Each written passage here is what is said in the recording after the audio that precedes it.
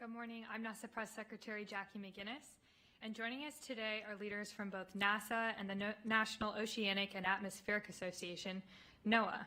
We have NASA Administrator Bill Nelson, Kate Calvin, NASA's Chief Scientist and Senior Climate Advisor, Gavin Schmidt, Director of NASA's Goddard Institute for Space Studies, Carlos del Castillo, Chief of the Ocean Ecology Laboratory at NASA's Goddard Space Flight Center, Sarah Kapnick, Chief Scientist at NOAA, and Russ Vose, the Chief of the Climate Analysis and Synthesis Branch at NOAA's National Centers for Environmental Information, who will be available for the Q&A portion. They'll provide an update on the latest temperature data from July 2023. And first we'll hear from NASA Administrator Bill Nelson. Over to you, sir. Hey, everybody. It certainly is self-evident that the Earth is heating up. And what we find is that July of this year, the temperatures are the hottest ever on record. If you compare it back to July of 2019, that was the hottest. And now this July has shattered the previous record from 2019 by 0.2 of a degree Celsius. So just look around you and you'll see what's happened. We have record flooding in Vermont. We have record heat in Phoenix and in Miami. We have major parts of the country that have been blanketed by wildfire smoke. And of course, what we're watching in real time, the disaster that has occurred in Hawaii with the wildfires, which were in part fueled by a typhoon or hurricane that was out in the Pacific. Well, we're trying to do something about this. And I'll take you back to when Senator Joe Biden and Sheldon Whitehouse and I were some of those senators who warned what was coming. And now as president, Joe Biden, he's warning again, and he has a climate agenda, and that is very specific. And we can go over the details of that for you, but not only is it addressing the wildfires, the electric grid, the biggest climate change bill that has passed in the history of the Congress, all of that is happening. And I can tell you that NASA is all in. Most people think of us as a space agency or an aeronautical research agency. We are also a climate agency. And why? Because we have all those assets up there that are taking very precise measurements of what is happening. And from all of those measurements, we decided that we were going to, in the spirit of, if you remember on a space flight, you have a mission control center, and all of that information is in one room. Well, we have put together, along with other agencies, the Earth Information Center. First actual physical location is in the east lobby of our NASA building, downtown Washington. But we are making it available real-time information to everyone.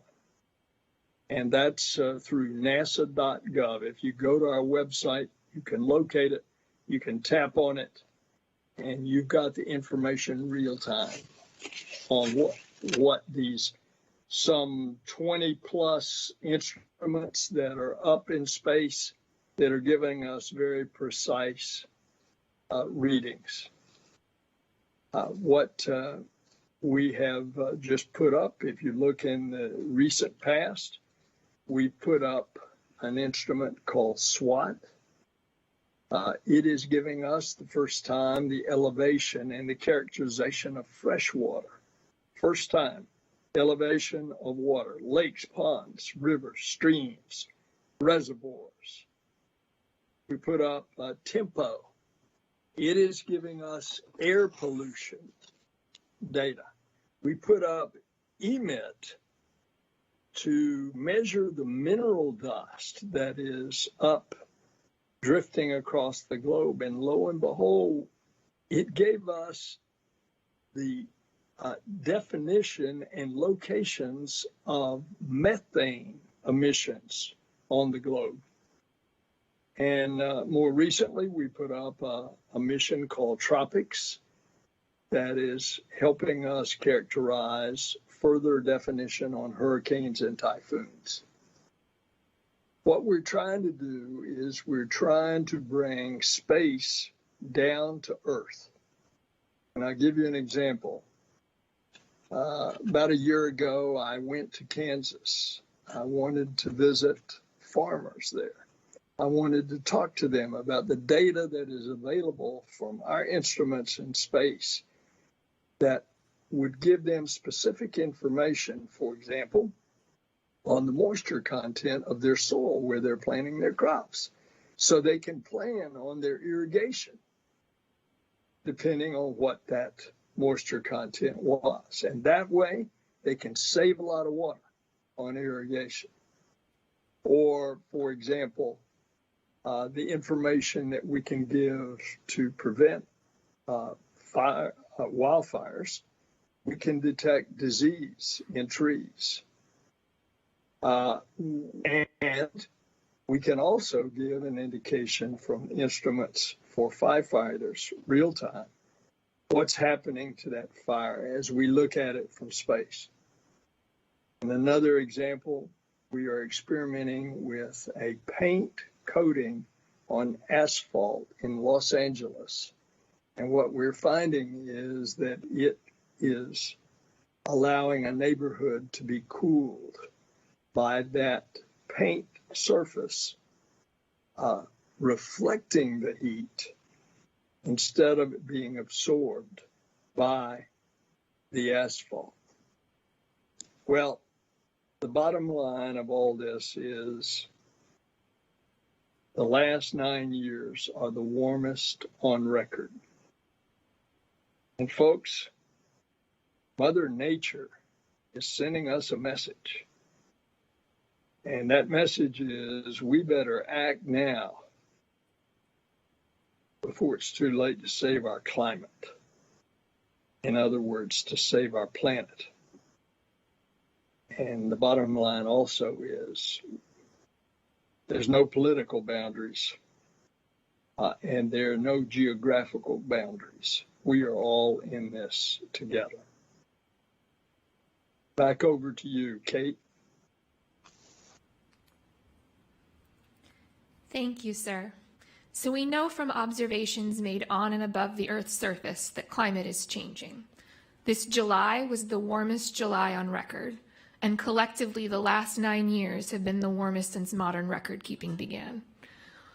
Climate change is having impacts on people and ecosystems all around the world.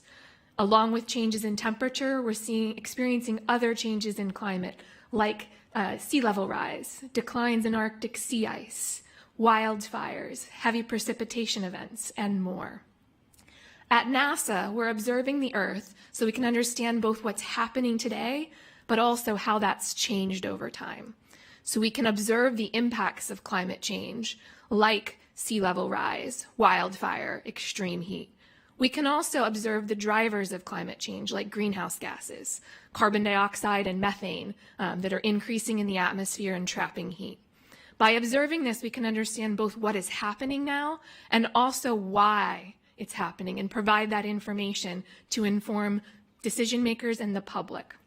So all of the data that NASA collects is publicly available, and we're working to make it easier to use so that people can understand what's happening in their communities and help plan for the future. And what you'll hear about today is a little bit more about the recent records and predictions of the future. And so I'll turn it to Dr. Gavin Schmidt to talk about recent data and observations.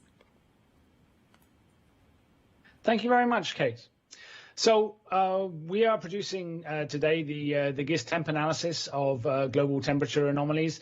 These are an analysis based on weather station data, ocean buoys, ship records, and automatic weather stations in Antarctica and elsewhere, put together to give an estimate of the global mean temperatures, and that estimate goes back to the 19th century. The results that we're presenting today for July show that July 2023 was by far the warmest July in the record, more than 0.2 degrees Celsius warmer than the previous record, which was in July 2019, and more warm still than the last time that we gave a kind of mid-year press briefing on the temperatures, which was in July 2016. The temperatures in July are warming very, very clearly. What we're seeing here is anomalous, so it's above the trend that we would expect just from an extrapolation, and that's related to what's going on in the Pacific. So we have an incipient El Nino event that is happening, though we anticipate that the impacts of that El Nino event are going to build over time as we get towards a larger event towards the end of the year. And the biggest impact of El Nino will actually occur in 2024. So we're anticipating that not only is 2023 going to be exceptionally warm and possibly a record warm year, but we anticipate that 2024 will be warmer still. There are other things going on beyond El Nino. We're seeing extreme temperatures in the North Atlantic and in other parts of the ocean. These have been building for a while. You would have seen some discussion of that since March. There's a persistence to the sea surface temperature anomalies that is helping fuel the warmth in July and through the rest of this summer. And one of the things that comes from that is because July and August are generally the warmest months of the year in the global mean, and that's because of the asymmetry between the northern hemisphere continents and the southern oceans. That means that this month is the warmest month in absolute terms in the record going back to the 19th century, though it isn't the warmest anomaly. So we've had bigger anomalies in February and March associated with the last big El Nino event in 2016. But what we're seeing here is the warmest absolute temperatures, and we know that that's having impacts. Kate mentioned it. We know that is inducing heat waves. We know that it is leading to more intense rainfall, and we're seeing that very in many places in the world, and we know that it is a contributing factor to the growth of wildfires in areas that have been affected by the temperatures. Thank you. Thanks a lot, Gavin. The oceans are experiencing about 90% of global warming. The last 10 years have been the warmest since the 1880s, and all these increases in temperature are not only felt at the surface of the ocean, but they can only be detected at thousands of meters depth. And there are consequences. As the oceans heat, the water expands, and when you combine that with the melting of ice over land, that contributes to increases in sea level rise, which are accelerating. And of course, the consequences are increases in coastal flooding, coastal erosion, and as an example, places like Miami Beach, they have been experiencing more frequent coastal flooding, only what we call, blue skies, about 5 times more than what they experienced 15 years ago. The marshes in Louisiana are disappearing also, in part also caused by the increase in sea level. Biology of the ocean also suffer consequences, right?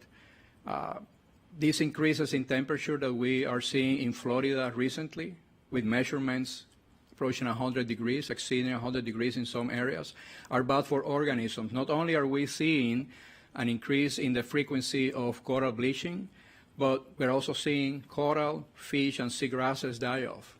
In other places like the East Coast, marine species of economic importance are migrating to colder waters. They're either moving north or going deeper. Unfortunately, coral reef cannot grow legs and move away. So they have to stay put and experience the brunt of global warming. To add some insult to injury, all this CO2 that we are putting in the atmosphere also dissolves in the water and acidifies it. The ocean waters are about 20% more acidic than at the beginning of the industrial period. And this is not good for corals. And many other microscopic marine species that are at the bottom of the food web are also affected by ocean acidification. Now, coral reefs are not just these pretty things that are there for tourists to go and look at them. They are super important for the marine ecosystem. About 25% of marine species have something to do with corals. They contribute with medicine. They contribute with livelihood to millions of people. They protect the coastline from tidal surges and storms. So they are key to the health of our marine environment, and they need to be protected. Fortunately, NASA, NOAA, and friends and family in other national and international agencies have been collecting crucial data to understand how the Earth is evolving under climate change. And more crucially, we continue to work in the development of advanced measurements so we can understand our planet even better. Next year, for example, we are planning to launch the PACE mission, which will provide unprecedented measurements on the biology of the ocean, not only to understand how it works, but how it will react to global warming. And simultaneously, it will collect measurements of the atmosphere so we can look at how this atmospheric ocean system works. We're working on the GLIMMER mission, which will provide very detailed measurements of our coastal environment, which are the ones that are feeling the brunt of global warming right now. And of course, NOAA is working on another mission like GeoXO, for example, which will provide continuity of measurements. So in the future, we can continue to study how our planet is evolving. And remember, these increases in extreme events not only affect the coast, they are also felt hundreds of miles inshore. So what happens in the ocean does not stay in the oceans. Okay? It affects the whole planet. So we continue to provide this crucial data so our decision makers, our policy makers can go ahead and do their job. Now I would like to leave you with Sarah, the chief scientist of NOAA, who will talk more about these issues.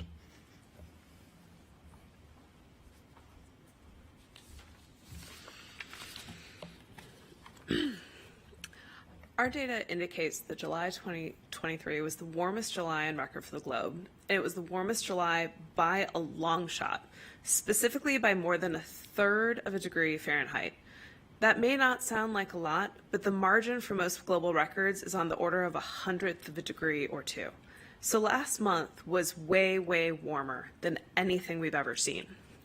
The warmest month of the year for global temperatures is also typically in July, just like it's usually the warmest month of the year for most places in the United States.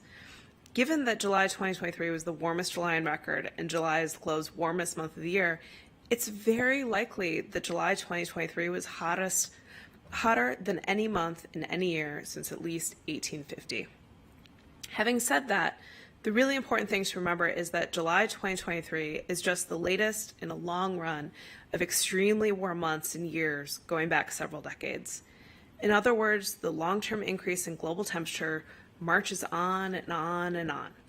We have now seen 47 consecutive Julys that are above the 20th century average and 533 consecutive months above the 20th century average. It's also worth thinking about El Nino and its impact on things going forward, as Gavin mentioned. El Nino tends to increase global temperatures, albeit with a several-month lag, meaning it probably did not have much of an impact on this July record. Given NOAA's forecast right now, there is over a 95% chance that El Nino will continue through the winter. We could see even bigger impacts in the winter and spring as El Nino peaks. While El Nino might not have had much impact on air temperatures, it did contribute to the record-breaking global ocean temperatures.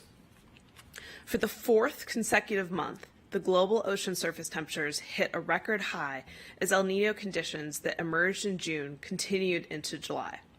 Over 40% of the ocean is currently experiencing a marine heat wave, with our predictions showing that that could continue into the fall or even expand.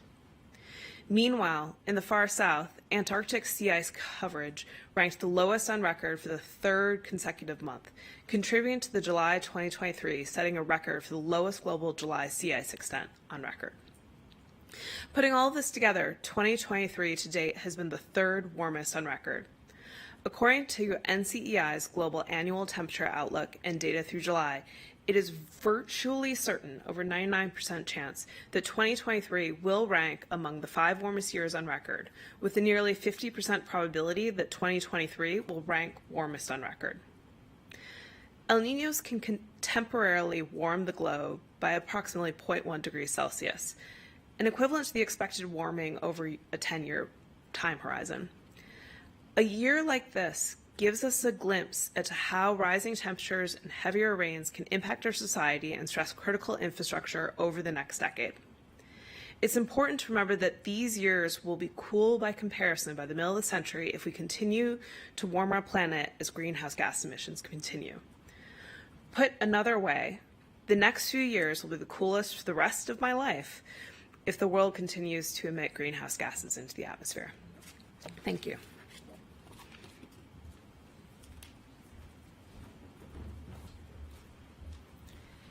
Thank you all very much. We will now take your questions. You can press *1 to enter the question queue. Our first question is from Jim Siegel with NASATech.net. Jim? Thank you for taking my question, and thank you for doing this session. I'm planning to do an in-depth story about climate change, and I'm curious about where I can go to get the base data from which the conclusions are derived that you described today. Is that in the is that in the database that Bill mentioned earlier, or what? And I'm kind of curious too about how far back reliable temperature data exists in the United States. Thank you. Gavin, do you want to take that one? Sure. So the data that goes into the GIST temp product is all available at data.gist.nasa.gov/GIST-temp, and all of the data and uncertainties and analyses can be downloaded there. You can do the whole thing again if you want, but you can just get the answers if you want. The temperatures in the US are actually pretty well sampled, even going back to the mid 19th century, and so the CONUS temperatures go back easily to the mid 1800s. For other parts of the globe, it's not quite so well sampled, particularly in the southern hemisphere pre-1920. But we have a reasonable estimate of global mean temperatures going back. We cut it off at 1880. Our colleagues at NOAA go back to 1850. And there's another product from Berkeley Earth that tries to go back even further. But the uncertainties increase as you go back in time. Thank you very much. Thank you. Our next question is from Rachel Ramirez with CNN. Hey, everyone. Thanks for doing this. Administrator Nelson mentioned the fires in Hawaii, and, the death toll is climbing each day, so this isn't going away anytime soon in the news cycle. So I was wondering if we could touch on that a bit more in the context of the global climate records that you all just laid out. And I'm curious if NOAA or NASA is gathering more data in terms of kind of establishing that climate change connection with the fires, and are there any scientific initiatives also being affected by the fires on the ground in Maui right now? Gavin has his hands up. And also Sarah. Do you want to go to Sarah first? Sure. So this will be heavily studied. There will be a lot of research that comes out of both NOAA as well as our sister agency and Department of Commerce, NIST, who studies the wildfires and the effects of these things, in understanding specifically what caused this and the events that we've seen. Additionally, there was also drought present, which made it the dry conditions right in advance of it as well. Thanks, Sarah. And Gavin? Yeah, I mean, I think it's very important to note that when we have a disaster such as this, there are many antecedents. There are many little things that happened that give rise to these kinds of things. And so, there are local situations right on Maui that relate to abandoned sugar plantations, non-native grasses, the high growth of grass in the spring, the drying out that Sarah just mentioned there. But you've also got longer-term trends. You've got longer-term trends in rainfall. So storm tracks have been moving north with climate change. Hawaii has been getting, in general, less rainfall decade by decade. And so there are long-term effects that are contributing, but then there are going to be local and very specific precursors, including the ignition, that lead to any particular configuration. But what it is that you have to, I think, remember is that, there are lots of local things happening all around the world for all of these different things. But in general, climate change is a kind of threat multiplier for wildfires. And so there is an overall tendency that we will increasingly see towards greater and more intense wildfires that will be caused by climate change, whether this particular example, how much of a contribution it is, that is going to be something that we're going to be looking at very, very carefully in the future. Thank you very much. Just a reminder to our folks on the line, you can press *1 to enter the queue. We have another question from Jim Siegel from NASATech.net. Thank you. Have you drawn any conclusions about how much of the warming you've described is man-made and has a man-made impact as opposed to the natural temperature cycles of the Earth? Thanks. Yes, we have. We've been looking at this attributional problem for many decades now, and what we found is that the long-term trends that we've been seeing since the 19th century, particularly since the 1970s, they are all due to anthropogenic effects. The impacts of internal variability, the impacts of El Nino, the impacts of volcanoes, all of these things are very, very small compared to the anthropogenic component. And that anthropogenic component, the human part of this, is driven mostly by greenhouse gases, carbon dioxide the first, methane the second, chlorofluorocarbons the third, also ozone, and then changes in air pollution, deforestation all help. But all of those things are human created, and so without those human contributions to the drivers of climate change, we would not be seeing anything like the temperatures that we're seeing right now. And Sarah? Thank you. Using both observations and being able to do statistical analysis on that allows us to also say what is the natural variability versus this response that we see that is so outside the envelope of the past historic variability. And as I said in my remarks, El Nino only increases the temperatures by roughly 0.1 degrees Celsius, and the warming is so far exceeding that.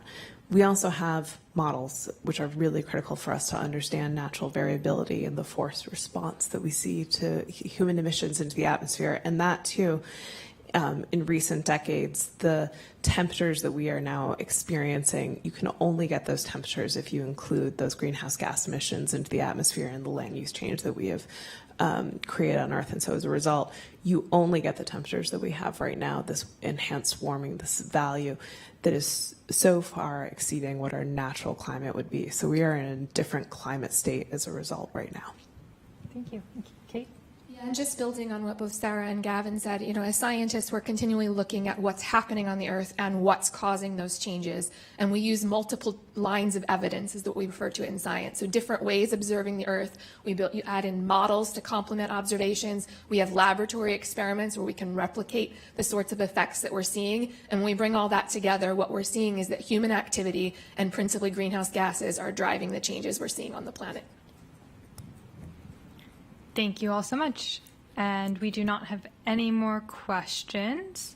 So you can play back this media event on nasa.gov/live and also learn more about our climate work at nasa.gov/climate.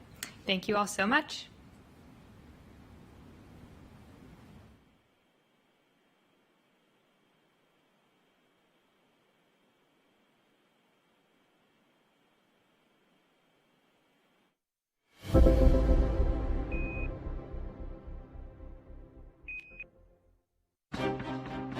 Why does climate change matter?